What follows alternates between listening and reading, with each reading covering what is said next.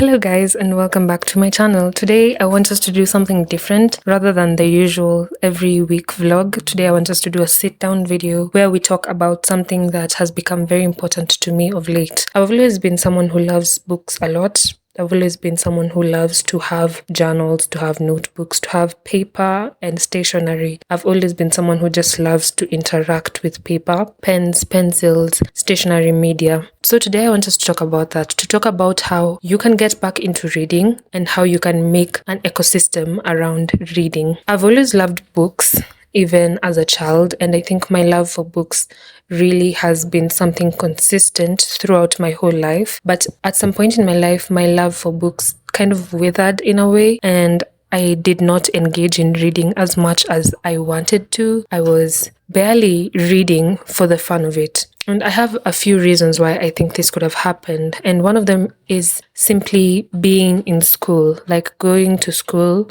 was something that took up a lot of my time, took up a lot of my mental energy. So I never really had time to sit down and just read and write and do these hobbies for the fun of it, not because I have to do it. You know, when you're in school, you read because you have to read. And generally in school, especially high school, the workload is a lot. So you spend majority of your day just reading one subject after the other, after the other, after the other. And when you're on holidays, you still have some readings to do. So there's never really any time to cultivate a hobby around reading and journaling. That is for me. I always did stay consistent with journaling on a diary, an everyday diary. That has been consistent because it's kind of easy to keep up with, even if I never did it every single day. But when it comes to reading fiction and non-fiction books and journaling and using multiple journals, I never really had time for that. But during this time that we've been on break, I have found myself getting back into reading. Something else that I noticed made my love for reading sort of wither is reading books that have been over popularized. Like whenever I was looking for a book to read, I would always just look on sites like TikTok, places where books have been over popularized by the masses and places where it's likely for me to find books that are trending. And I have such an example of a book or an author who is Colleen Hoover. I'm not trying to throw shade on her books at all because some of her books are really good and I really enjoyed them. But when it comes to books by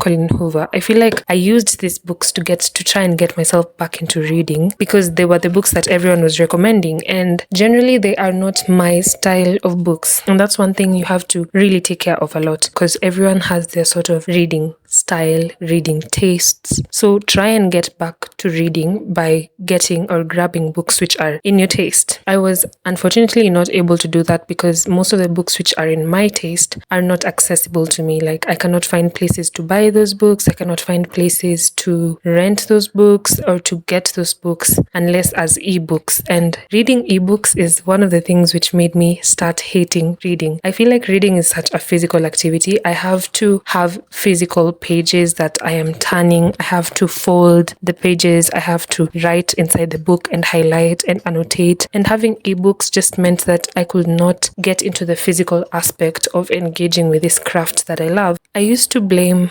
my lack of reading or the death of my reading hobby on the fact that I did not have books that I wanted inside the house. But I always forgot that I had books, I had books inside the house. It's just that I never gave the books a chance. I think to some point I got to a point where buying books was more of a hobby than something that I was doing intentionally. I would just buy books to have a book that I'm not going to read. I'd just buy the book, write my name on the first page, place it on the shelf and never get back to it. And despite how sometimes people say that you need to read the books which actually have you interested and don't waste time with a book if it's not getting you hooked and the plot is not something that you're interested in, I have learned as I try to get back into reading that you need to give books a chance and you need to persevere with a book because at times some of the best books you'll read will not start as such. They will start as books which seem boring, which seem as if they don't have any direction. But if you just stick with them long enough, you'll find out that there's something so fulfilling in the story and you might come to love the story so much more than you expected. So having no other source of books, I did turn to my shelf, a shelf that was full of abandoned books that I had not been reading for a long time. And I picked up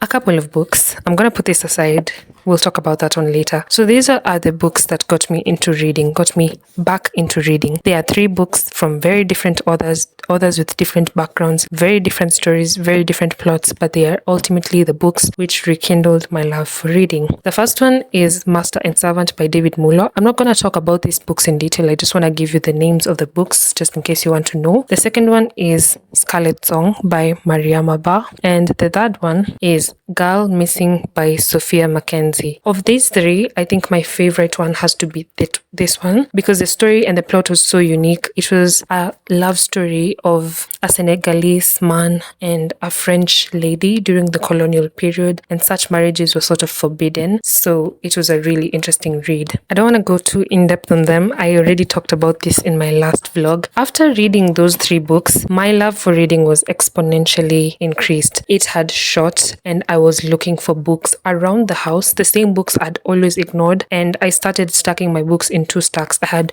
1 stack for books I'm yet to read and 1 stack for books I have read. And doing that just made me get more into reading because I loved to see the 2 stacks start to differ in length, and I loved to see that my reading skill and my reading ability is slowly increasing, and I was getting back to the point where I was becoming a bookworm. In a way. I'm going to say in a way because I was not eating up books so fast, but I was rather flirting with the books, okay? I was enjoying the books. I was taking time to read, annotate, write my thoughts, and actually have an opinion on the books, which is something I would like to encourage anyone who's trying to get back into reading. Have an opinion. Don't just follow the author's opinion. Have your own opinion, because sometimes you realize that the author writes from a biased point of view in some novels. It's not every author who's going to have a neutral point of view on every single character, but it's up to you to figure out your point of view on the story, because the author is not meant to force their views on you. They're just meant to show you their views of each character, and you're the one to decide what you think. So I've found that taking an opinion on the books and the characters and the plot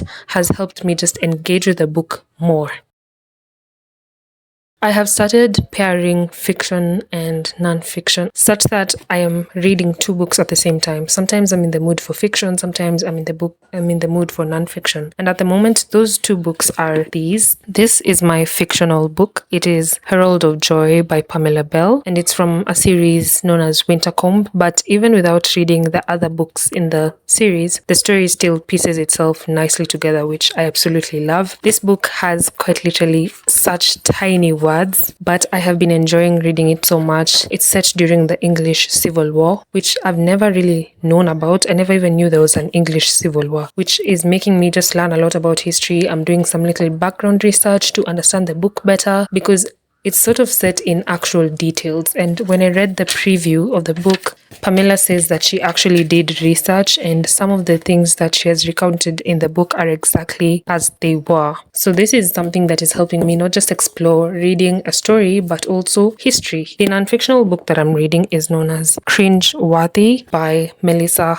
Dahl. And Cringeworthy is talking about the science of awkwardness. I absolutely love a hardcover book, and I've been reading this book for a while. Actually, I've been taking it slowly, just trying to understand the experiments they did to learn about how awkwardness affects us as human beings. And I feel like reading non-fictional books just helps me get wiser and understand more about life, about psychology, about our brains. And that's why I like to pair the 2 together, because sometimes I'm in the mood for a story, sometimes I'm in the mood for research. But of the 2, the one that I read most is the fictional book. The non-fictional one, not as much as I would hope to. When you're getting back into reading, don't force yourself to read as fast as you can. It's more of cultivating a hobby, cultivating a feeling, rather than how fast can I read the books. And I find that I have to remind myself this all the time, because sometimes I just want to finish reading this book so fast to get to the other books. And I ask myself, why? And then what? What if I finish these? I'll just have to keep buying more and more books. So it's not about how many books I read, it's about how I read. It's about what I gain from every single book. It's about the vocabulary that I gain. It's about my views on life. It's about the history that I learn. It's about what I gain by reading, not how fast I read. Okay, that gets us into the next section, which is the current books that are on my reading list, the books that I'm about to read. I actually got these 2 books this week when I went went out to town, to Nairobi town. If you're from Nairobi, I'm just gonna tell you exactly where I got the books. I got them at Old Mutual building. There's a small avenue in between Old Mutual where people sell fiction and non-fictional books, and I got them each at 100 Kenya shillings, which is really cheap, and they're really big books.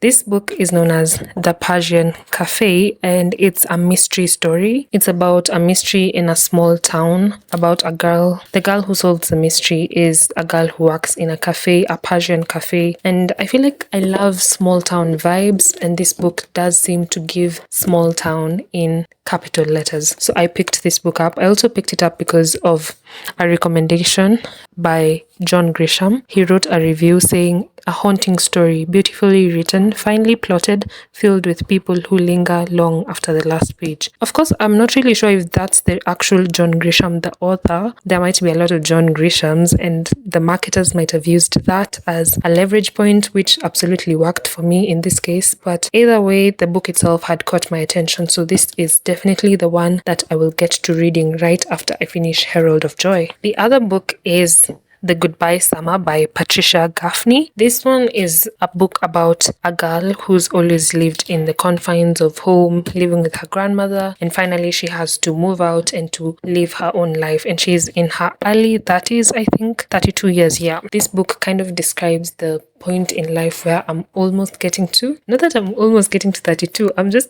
almost 20 in a week or so. But it's about really starting to live your own life, which is something that I am starting to do. So this is a book that I expect to enjoy reading.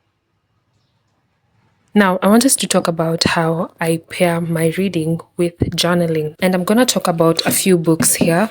But before I even talk about the books, I just wanted to say that when it comes to journaling, it's not really about how many cute journals you can have. It's just about the practice of journaling. I think sometimes when it comes to journaling, we sort of think it's very material, like you have to buy so many books and so many pens and so many stickers, and it gets overwhelming to the point where you'd much rather not even engage in the activity because it's becoming costly, and it's not really supposed to be like that. Get your hands on the notebooks that you have nearby, the books that you have nearby. You don't have to go into buying a lot of books, a lot of stationery. You can simply use what you have, like I've been doing. If you happen to have the money to buy the stationery and the books, then go for it. But if you don't let that hold you back from exploring journaling. We're going to talk about how I integrate journaling with reading. I'm taking Chinese tea leaves that we usually have around the house. They are very bitter, but I have a liking for bitter things. So let's now talk about the 3 journals that I have in front of me. Firstly, I have this journal. This is a notebook that I use for ideas, inspiration, random things. I would call it my random things notebook. It's where I just throw in whatever idea I have in my head. Anything that I am thinking in the moment goes into this book, such that it has a lot of random things and I don't put in much effort to make the things aesthetic inside here. It's just a place where my ideas get to exist on random pages. Anything it is, any idea I have, any thought I have, sometimes I even draw. So it's my everything journal, and it's falling apart simply because it's being used a lot. The front cover is coming off, but I think it adds to the aesthetic and the ruggedness and the roughness of the journal. But this is one journal that I usually have everywhere I am. It stays right next to my bed, since sometimes ideas do come in the middle of the night or right before I sleep, and I just throw anything that I need to throw inside here. I also used to do my morning pages in here. There was a time I was really obsessed with writing morning pages, and I used to do them inside here. But that habit seems to have fallen back a little, and it's okay. I like to let habits come and go, and I don't really try to force my habits to stay. The second notebook is, as you can very easily tell, an actual journal or diary. So this is for the year 2025. I like to get them every single year based on the year that we are currently in. But if I can't get one for the year that we are in, I just take whichever other notebook I have. And I'm pretty fortunate because my mother usually gets gifted a lot of these notebooks towards the end of the year.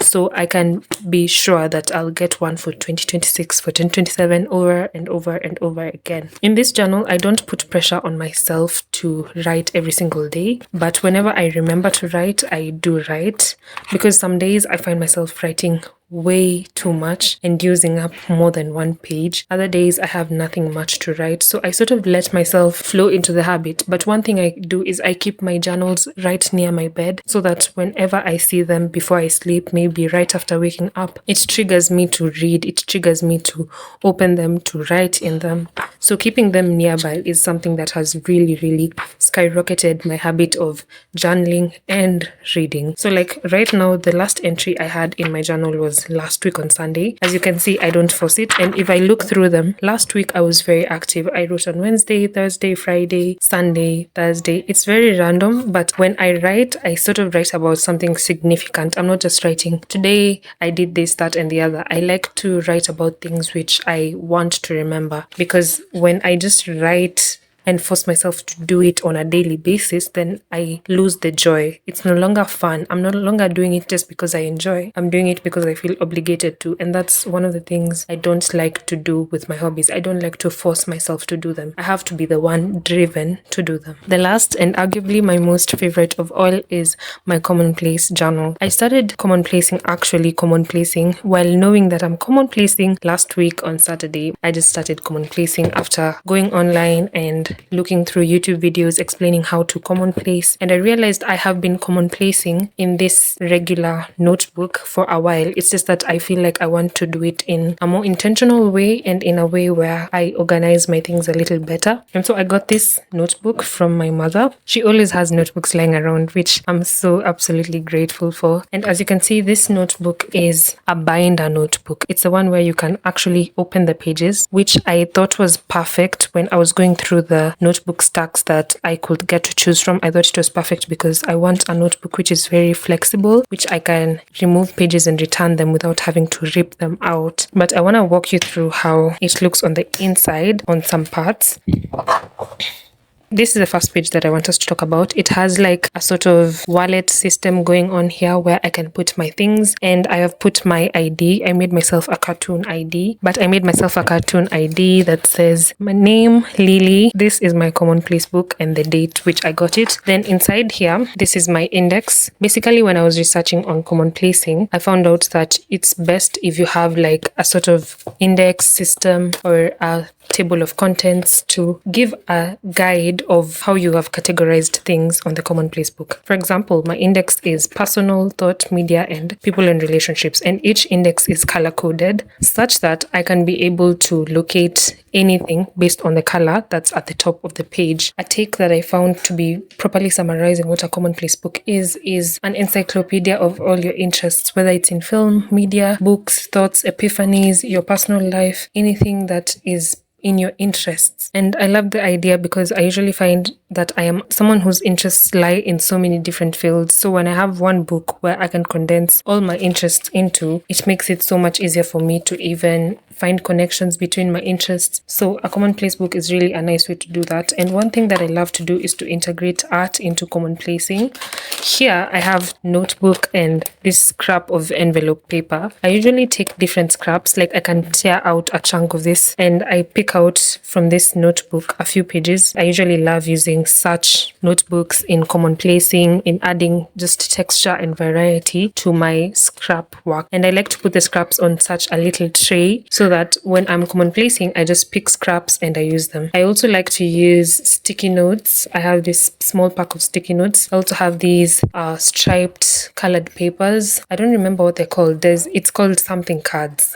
I think record cards or something. I also do use some postcards that we used to have as calendars, and I think this is one of my favorite things to use when I'm commonplacing or making art because they're for different months and they have different photos on them. It's so interesting for me to just cut out whatever I need, and as you can see, all that I'm trying to show you is just how I integrate art into journaling, into commonplacing, and that makes it more enjoyable for me because when I'm doing one hobby, I'm actually just doing multiple hobbies. Now, how do I put together my reading with commonplacing? Basically, as we've said, a commonplace book is an encyclopedia of all your interests. So if I read something, for example, currently in my current read, Herald of Joy, if I read something that is absolutely awesome, I don't just highlight and annotate it because then it is kind of lost. So instead what I do is I actually pick the quote take my commonplace book as I'm reading and I open a page and I take the quote from the book and put it down inside my commonplace book as it is. And that is how I keep those two hobbies alive. So whenever I'm reading, I'm excited to not just read but also update my commonplace book at the same time. There's this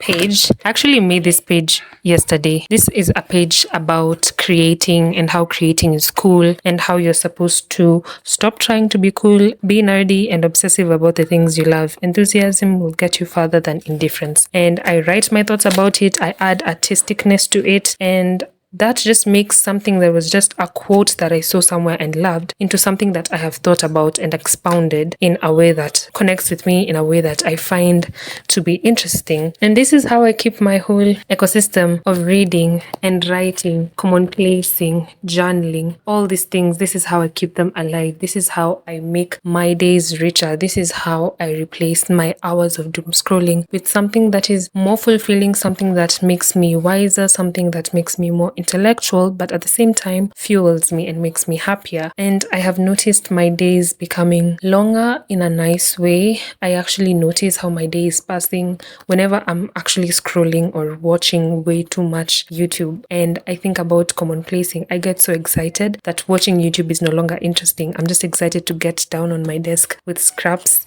different scraps of paper, different ideas. I take my phone and I saw this idea about actually taking the screenshots and the stuff that you have saved on your phone and transferring it to your commonplace book. And I love that idea. I've been doing that, clearing my phone, clearing the space up, at the same time thinking about those things. I think it's so important for us to go through our saved folders every now and then, because you find that on every single social media you have saved a lot of things. You've saved ideas, you've saved things that you want to do, you've saved things that you want to read, things that you want to think about, and you never have a space for putting them down. I also like to go through Substack, and when I actually read essays on Substack, I don't just read them these days. I open my commonplace book and I write down interesting points and I break them down and I give my views on them. It is helping me to also have an opinion on things, because I find that I'm someone very agreeable at times.